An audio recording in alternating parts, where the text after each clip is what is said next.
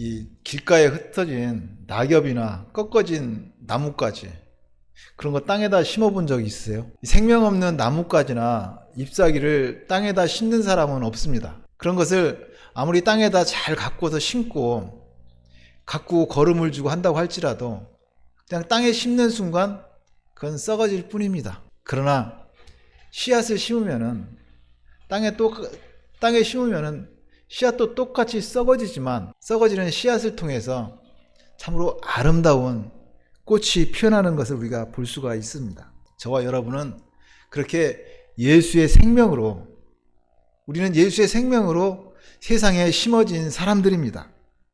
우리의 삶이 어떻게 보면은 세상을 살아가는 성도의 모습이 때로는 힘이 없어 보이고 썩어진 씨앗처럼 약해 보이고 그렇게 보일지라도 참으로 저 여러분의 삶을 통해서 아름다운 그리스도의 꽃이 피고 향기가 날 줄 믿습니다. 그래서 고린도후서에는 이렇게 말하고 있습니다. 무명한 자 같으나 유명한 자요, 죽은 자 같으나 보라 우리가 살아있고 징계를 받는 자 같으나 죽임을 당하지 아니하고 근심하는 자 같으나 항상 기뻐하고 가난한 자 같으나 많은 사람을 부유하게 하고 아무것도 없는 자 같으나 모든 것을 가진 자로다. 성도는 예수 그리스도와 연합하여 십자가에서 내가 죽고 예수의 생명으로 거듭난 사람들입니다. 세상에 예수의 생명으로 심어져서 세상에서 그리스도의 아름다운 꽃을 피고 또 향기를 날리고 성령으로 말미암아 풍성한 열매를 맺어가는 하나님의 사람들입니다. 세상에 감당하지 못하는 예수의 증인들입니다. 우리는 이 땅에서 예수 그리스도를 증거하는 삶을 살아가는 사람들입니다. 우리가 세상을 살아가면서 예수의 생명으로 예수 그리스도를 증거한다고 했는데 우리가 증거하는 그 예수, 그것은 착하고 선한 그 예수가 아닙니다. 부활의 주님을 증거하는 사람들입니다. 오늘은 예수님의 부활을 기념하는 부활 주일입니다. 사람이 살아가면서 도저히 이성으로 이해할 수 없고 사람의 능력으로 어찌할 수 없는 그 한계가 있습니다. 근데 그런 일이 막상 우리 앞에 벌어지고 우리가 인식되어질 때 우리는 그것을 신비 또는 기적이라고 얘기합니다. 사람이 아무리 부정하고 싶어도 부정할 수 없는 것이 있습니다. 바로 예수님은 부활하셨습니다. 십자가에 죽으신 예수님 부활하셔서 저와 여러분 우리의 생명이 되셨습니다. 오래전에 어떤 회교도가 기독교인을 만나서 그런 자랑을 했습니다. 우린 너희가 가지지 못한 것을 가졌다. 우리는 메카에 가면은 거기에 마호메트 묘지가 있다. 그래서 우리 회교가 사실이라는 것을 역사적으로 증명할 수 있다. 라는 그런 얘기를 하면서 자랑을 했습니다. 예, 맞습니다. 마호메트 묘지 있습니다. 마호메트만 아니라 공자도 그렇고 석가도 그렇고 이 세상에 온 사람은 모두가 다 무덤을 남겼습니다. 그러나 예수님은 빈 무덤입니다. 빈 무덤입니다. 부활하신 주님입니다. 무덤이 없습니다. 예수님 부활하셨습니다. 그럼에도 사람들은 그런 얘기합니다. 예수님이 부활하셨다는 것을 어떻게 믿어? 너 봤어? 너 하나님 믿는다고 그랬는데 하나님이 천지 창조한 거 너 봤어? 너 알아? 예수님 부활하셨다는데 도대체 그 말이 되는 얘기야? 너 그런 거 봤냐고 그런 얘기를 합니다. 그렇게 이야기하는 사람은 이유는 단 한 가지입니다. 자기가 못 봤걸랑요. 자기가 가지지 않았을걸랑요. 자기가 모르고 자기가 없는 것은 없다고 하는 것입니다. 그러니까 그런 사람들 입장에서 생각해보면은 없을 무라는 것은 진짜 없어서 없는 것이 아니라 자기가 소유하지 않은 거, 자기가 알지 못하니까 없다고 합니다. 그러니까 아무리 부정하고 싶어도 부정할 수 없는 것은 하나님은 살아계시고 예수 그리스도는 어제나 오늘이나 영원토록 동일하십니다. 예수님 부활하셨습니다. 자기가 소유하지 못했고 자기가 알지 못했다고 없다고 하는 것, 그것은 우물 안의 개구리보다 더 어리석은 사람들입니다. 만약에 예를 들어서 우리가 조선시대로 아마 시간여행을 한번 떠났다고 생각해 보세요. 호롱불 밑에서 사는 사람들 앞에서 전기를 얘기하고 형광등을 얘기하고 핸드폰을 얘기한다면은 그 사람들이 뭐라고 그럴까요?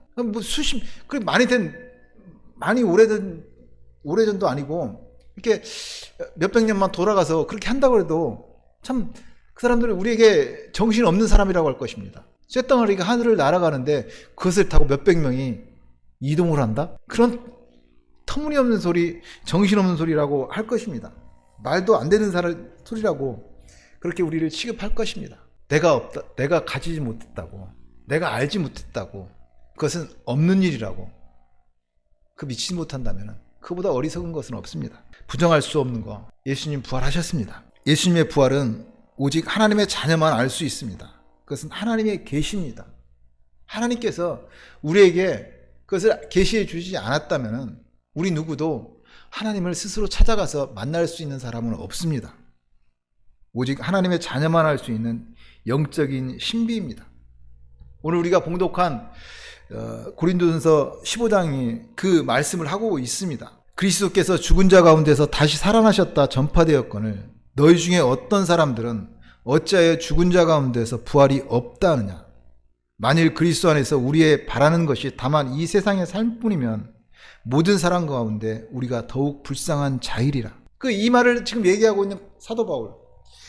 그러니까 예수 그리스도의 모든 제자들, 그들은 주님의 부활을 본 사람입니다. 주님을 만난 사람들이고 주님의 말씀을 들은 사람들이고, 그래서 자기들이 본 부활을 증거하는 그 삶을 살았습니다.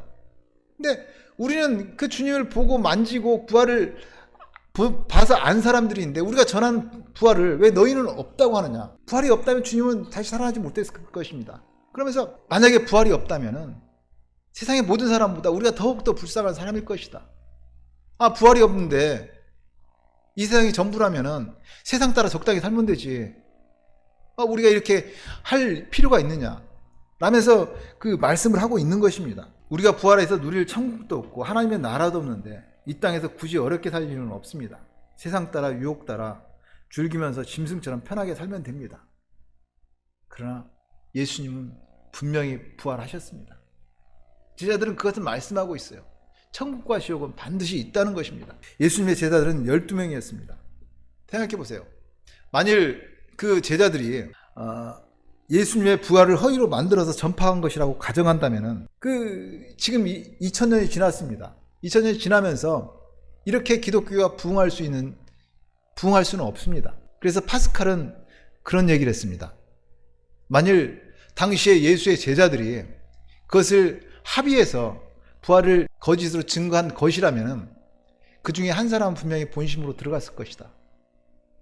그렇다면 기독교가 이렇게 부흥하고 그럴 수는 없다는 것입니다.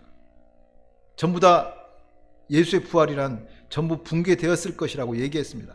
그러나 예수님의 12제자는 그 부활의 예수님을 증거하면서 다 순교했습니다. 사도행전에 나오는 많은 제자들, 그들은 짐승에 찢겨 죽이기도 하고 불에 태워 죽이기도 하고 기름감에 던져지기도 하고, 기독교가 313년 공인되기 전까지 그 로마 카타콤에서 그 지하 동굴에서 살면서 부활의 주님을 증거하며 믿음의 삶을 살았던 것을 알 수가 있습니다. 기독교는 그렇게 순교의 피로 전파돼서 지켜졌습니다. 우리는 그런 제자들의 진실성을 안 믿을 수가 없습니다. 오히려 못 믿겠다는 거예요. 안 믿겠다는 게 더 이상합니다. 세상에는 차원이 있습니다. 우리는 세상에 부귀 영화를 구하는 기복신앙이나 잡신을 섬기는 샤머니즘을 따르는 그런 사람들이 아닙니다. 하늘과 땅과 그 가운데 모든 것을 창조하신 하나님을 섬기는, 하나님을 아버지라 부르는 사람들입니다. 우리는 차원이 있는 사람들입니다. 분명히 이 세상에 있는 거지만 세상에 속한 것이 있고 하늘에 속한 것이 있습니다. 우리는 세상 차원이 아니라 하늘의 차원을 사는 사람들입니다. 우리는 예수 그리스도를 믿는 믿음 안에서 차원이 다른 사람들입니다. 저와 여러분의 차원은 예수 차원입니다. 우리는 부활한 그리스도와 연합한 부활 차원입니다. 오늘 부활주예요. 부활이 무엇인지, 그리스도의 부활이 주는 의미에 대해서 잠시 은혜를 나누고자 합니다. 첫째, 부활은 십자가 창조입니다. 하나님의 말씀으로 하늘과 땅과 그 가운데 모든 것을 아름답게 창조하시고 하나님의 형상대로 저와 여러분을 창조하셨습니다. 하나님이 그렇게 말씀으로 천지를 창조하셨듯이 예수님은 십자가로 저와 여러분을 창조하셨습니다. 부활은 그렇게 십자가의 창조입니다. 태초에 하나님께서 그 가슴에 있던 사랑, 하나님의 꿈, 그걸 말씀으로 선포하자 천지가 창조되었습니다. 하나님의 사랑과 하나님의 꿈이 하나님이 말씀하심으로 나타났습니다. 천지 창조입니다. 전능하신 하나님은 하나님의 형상대로 인간을 만드시고 에덴을 선물로 주시고 온 우주의 상속자로 삼으셨습니다. 그런데 인간은 범죄하고 타락함으로 말미암아 하나님의 형상대로 지음받은 인간은 죄와 허물로 말미암아 찬란한 하나님의 형상을 잃어버렸습니다. 하나님의 사랑이 육신의 옷을 입고 세상에 오셔서 우리를 구원하셨습니다. 세상에 오신 예수님, 염소와 송아지의 피로 하지 아니하시고 오직 자기의 피로 영원한 속죄를 이루사 단번에 성소에 들어가셔서 영원한 대속 제물이 되어 주셨습니다. 우리는 우리를 구원하시려 세상에 오신 하나님의 사랑의 길로, 하나님 아버지께서 우리를 찾아오신 그 사랑의 길로 하나님께 돌아가는 사람들입니다. 도저히 인간의 노력으로 어찌할 수 없는 절망에 처한 인간들을 구원하시기에 하나님이 세상에 오셨습니다. 그것은 하나님의 나라의 회복입니다. 절망 가운데 희망을 주시기 위함이며 사망 가운데 생명으로 어둠의 빛으로 임하신 예수님입니다. 부활을 통해서 세상은 어둠에서 빛으로, 죽음에서 생명으로 옮겨졌습니다. 이처럼 하나님은 말씀으로 천지를 창조하셨고 예수님은 허물과 죄로 죽은 우리를 십자가로 창조하셨습니다. 저와 여러분은 십자가로 창조된 하나님의 백성들입니다. 예를 들어서 값비싼 항아리가 있습니다. 보물입니다. 근데 그것이 돌에 떨어져서 깨져버렸습니다. 산산조각 나도 어찌할 수가 없습니다. 마치 모래밭에다 물을 쏟은 것처럼, 쏟아진 물처럼 주워 담을 수도 없고 어찌할 수 없는 상황입니다. 그런데 예수 그리스도 부활로 말미암아 그 산산조각이 난 부서진 하나님의 창조가 그리스도 예수 안에서 다시 재창조되었습니다. 하나님이 말씀으로 천지를 창조하시고 이제 허물과 죄로 죽은 우리를, 절망 가운데 처한 우리를 이제 육신으로 오셔서 예수님은 십자가로 우리를 창조하셨습니다. 이처럼 부활은 십자가의 창조입니다. 또한 부활은 생명입니다. 살아있는 생명은 참으로 신비롭고 놀랍습니다. 아무리 작고 보잘것없는 씨앗이라도 생명이 있는 나무는 무럭무럭 자라서 많은 열매를 맺게 되고 그것이 많은 나무가 또 이렇게 생기게 번식하게 되고 그래서 큰 숲을 만드는 것을 우리가 볼 수가 있습니다. 그것처럼 내가 진실로 너희에게 이르노니 한 알의 밀이 땅에 떨어져 죽지 아니하면 한 알 그대로 있고 죽으면 많은 열매를 맺으리라고 하신 그 주님의 말씀처럼 예수님께서 십자가에 못 박혀 죽으심으로 죄인인 우리가 살아났습니다. 사망에서 생명이 되었습니다. 아담 이후 타락하고 죄로 말미암아 절망 가운데 처한 세상에 하나님이 생명의 씨앗을 심으셨습니다. 한 알의 밀알이 땅에 떨어져 죽으면 많은 열매를 맺는 것처럼 예수님은 이 땅에 생명의 씨로 심어졌습니다. 그 씨가 풍성한 열매를 맺었습니다. 그 생명의 열매로 맺어진 그 생명들이 저와 여러분입니다. 그렇다면 우리가 오늘이나 이 시간, 숨쉬고 살아가는 이 시간은 단순하게 세상이 주는 허무한 시간이 아닙니다. 예수 그리스도의 생명의 시간입니다. 예수님이 우리를 위해서 십자가에 죽으시고 부활하신 그 시간입니다. 이것을 무슨 말로 해도 표현할 수 없는 은혜이고 감동입니다. 그러므로 우리는 이제 예수 안에서 살아가는 우리는 세상의 헛된 것에 붙잡혀 허무한 시간을 사는 사람들이 아닙니다. 하나님의 거룩한 성령의 전입니다. 부활의 생명입니다. 우리 이 땅에 예수님께서 십자가에서 피 흘려 우리를 죽기까지 사랑한 그 예수의 생명으로 살아가는 사람들입니다. 그러므로 우리는 주님, 우리를 불쌍히 여겨주시옵소서. 나로 하나님의 자녀로 살게 하여 주시옵소서. 육신의 정욕, 안목의 정욕, 이생의 자랑, 모든 탐심이 사라지게 하여 주시고 흉악의 절박이 풀어지고 멍에의 줄이 끌어지고 압제다는 모든 것이 풀어지게 하여 주시옵소서. 우리는 연약하여 할 수 없음에 아버지 하나님 주님께서 도와달라고 기도하고 나가면서 그 부활의 생명으로, 예수의 생명으로 우리는 세상에서 살아가는 축복의 통로가 되어야 합니다. 예수님은 나는 부활이요 생명이니 나를 믿는 자는 죽어도 살겠고 죽어서 나를 믿는 자는 살아서 나를 믿는 자는 영원히 죽지 아니라 말씀하십니다. 저와 여러분은 십자가로 창조된 부활의 생명입니다. 그래서 성경은 말씀합니다. 누구든지 그리스도 안에 있으면 새로운 피조물이라. 이전 것은 지나갔으니 보라 새 것이 되었도다. 우리는 육신의 생명을 훌을 털어버리고 이제 예수의 생명으로, 부활의 생명으로 이 역사의 시간을 살아가는 사람들입니다. 그리스도 부활로 말미암아 누구든지 예수 그리스도와 연합하여 옛사람은 이제 다 그리스도 안에서 청산되었습니다. 우리는 예수님 안에서 새 사람이 되었습니다. 새 것이 된 생각을 가지고 새 것이 된 사람으로 말씀하고 또 새 것이 된 사람으로 행동하십시오. 옛사람을 벗어버리고 그리스도 예수 안에서 새 사람으로 부활의 생명으로 예수의 생명으로 살아가는 저와 여러분이 되시기를 소망합니다. 그래서 우리는 마지막으로 부활의 옷을 입어야 합니다. 우리는 예수의 생명으로 살아가는 사람들입니다. 부활하신 주님, 그 예수의 옷을 입고 살아가는 사람입니다. 인간이 있는 곳에 종교가 있다는 말이 있습니다. 맞습니다. 세상에 많은 피조물들이 있지만 가장 지능지수가 뛰어나다는 그 원숭이가 있다고 하지만 원숭이가 수만 마리, 수십만 마리가 있다고 해도 거기에 제단을 쌓고 종교를 갖지를 않습니다. 오직 사람에게 종교성이 있습니다. 그것은 아마 그런 것 같습니다. 제가 한번 생각해 봤는데 인간은 하나님의 형상대로 지음받았잖아요. 하나님께 돌아갈 인생들입니다. 귀소 본능이 있어요. 그래서 종교성이 있다는 생각을 했습니다. 근데 모든 종교, 세상의 모든 종교에는 죄의 문제를 다루고 있습니다. 종교의 근본 문제는 죄의 문제를 해결하는 것입니다. 그래서 세상의 모든 종교는 어떻게 해요? 착한 일, 선한 일을 이야기합니다. 열심히 공부를 하고 용맹정진해서 깨달아서 해탈을 하고 이런 얘기를 합니다. 그래서 인도의 수행자들은 극심한 고행을 통해서 도를 깨우친다고 믿고 오늘날도 그렇게 살아가고 있는 것을 알 수가 있습니다. 결국 한 가지예요.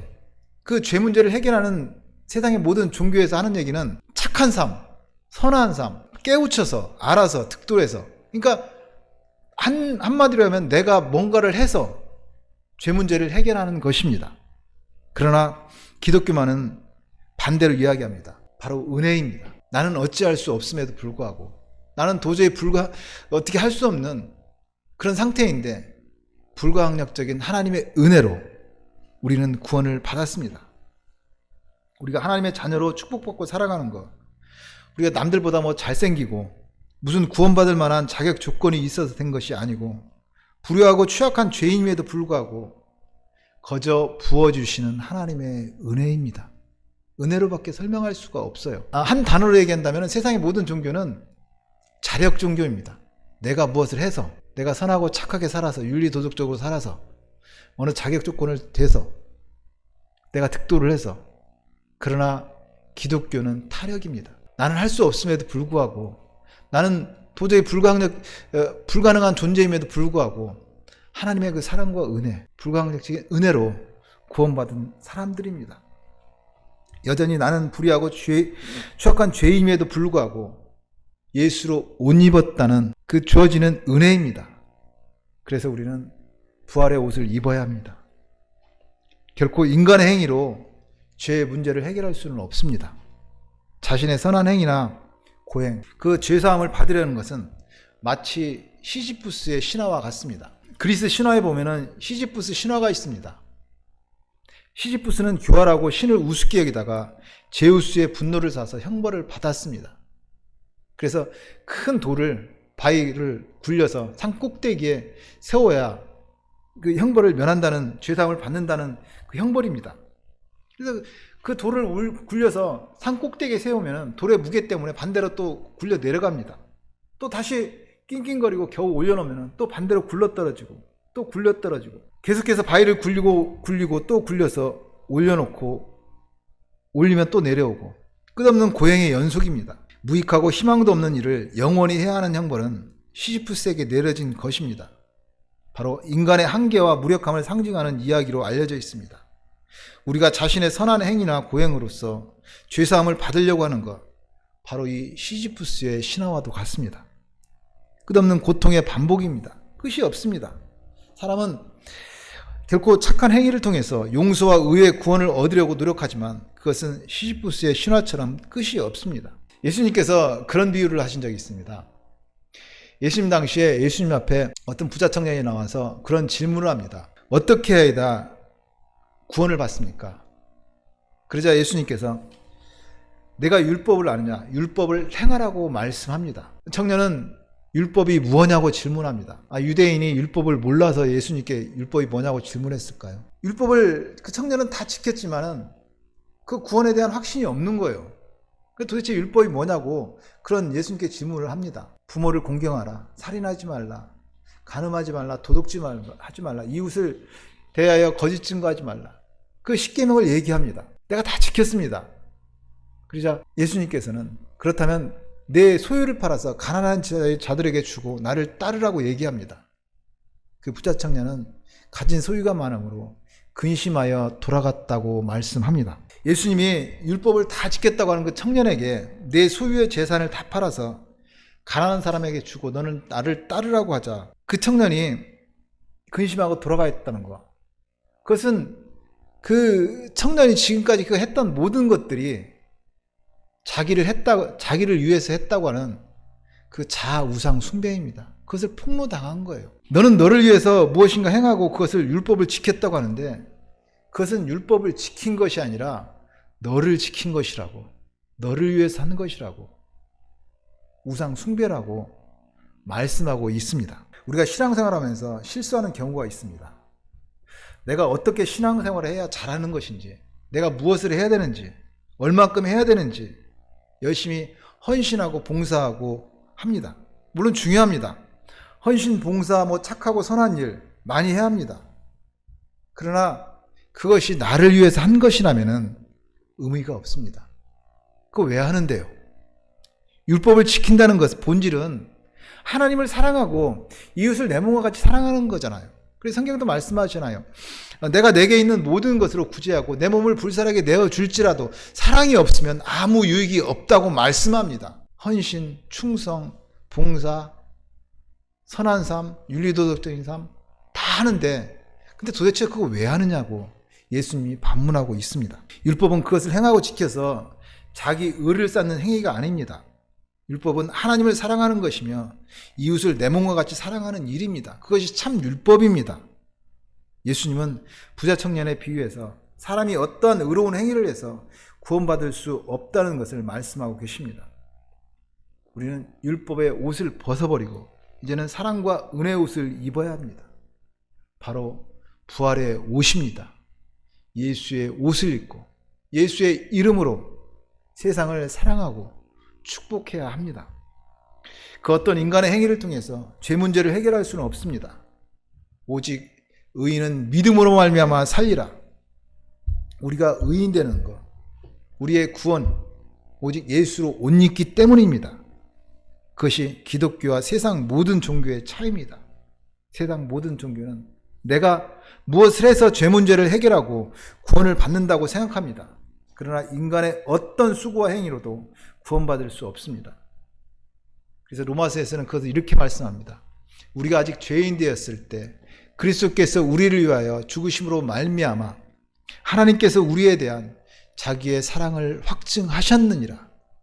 우리는 여전히 불의하고 취약하고 죄인이고 불가능함에도 불구하고 불가항력적인 하나님의 그 은혜, 사랑으로 우리를 찾아오셨습니다. 하나님의 사랑과 은혜가 아니었으면 구원받을 사람은 아무도 없습니다. 우리는 여전히 불의하고 취약한 죄임에도 불구하고 하나님의 사랑과 은혜로 구원을 받았습니다. 그리스도를 믿는 믿음 안에서 우리는 부활의 옷을 입어야 합니다.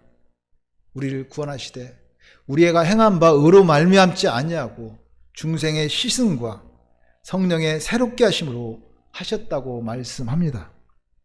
참으로 부활주의를 맞이해서 우리가 부활의 옷을 입고 믿음의 진보를 이루어 나가는 저와 여러분 다 되시기를 소망하고 축복합니다.